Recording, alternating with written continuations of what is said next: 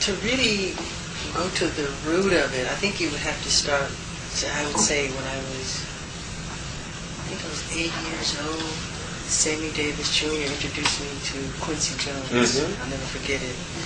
And that I heard him say something like that, and I just tucked it away subconsciously. You never mentioned it. This is my first time mentioning it publicly. But I never thought about seeing Quincy again. So years later, Motown was preparing to do this movie called The Wiz. Mm-hmm. And it was with Diana Ross, myself, Nipsey, myself, and Horn. Barry Gordy recommended that I should play this character, so I did. So we made this film, and I enjoyed it. And Quincy Jones happened to be the man who's doing the music.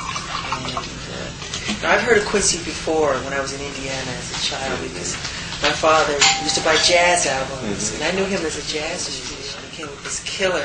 He's this little German guy from Worms, Germany. This little white guy from Worms, Germany comes with this, and this whole melody and the chorus rock with you. Wow. So when I heard that, I said, okay, I have to really work on it. So the first thing I presented was Don't Stop Till You Get Enough, and that's the one I wrote Don't Stop Till You Get Enough, and I think it was, how many did I do? I think I did 3 or 4 on Off the Wall. I'll think of them in a second. So every time Rod would present something, I would present something. But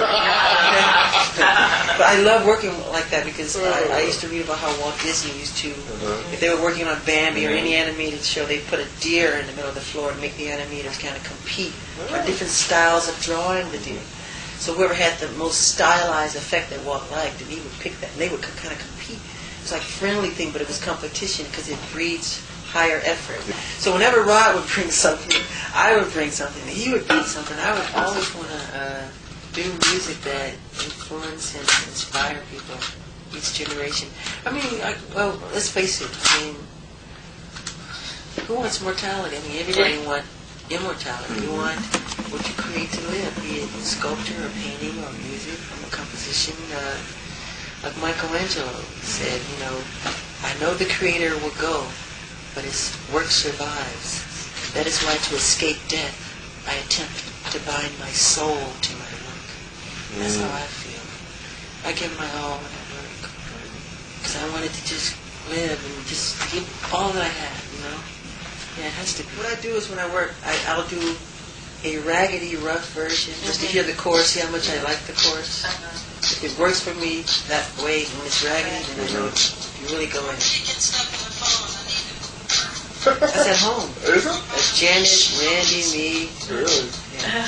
Wow. Janet and I are going, whoo. It's very important because we had Quincy calls me a nickname. Nelly came from because, Spielberg calls me that because, especially then, I say some swear words now, especially then, you can get me to swear. So I said, that's a smelly song. I mean, it's so great. You're engrossed in it. And so he would call me smelly. Working with Quincy is just wonderful because he lets you experiment and do your thing, and he's genius enough to stay out of the way of the music. And if there's an element to be added, he'll add it.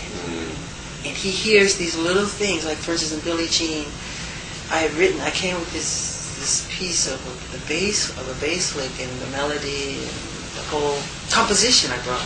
But then from listening, he'll add a nice riff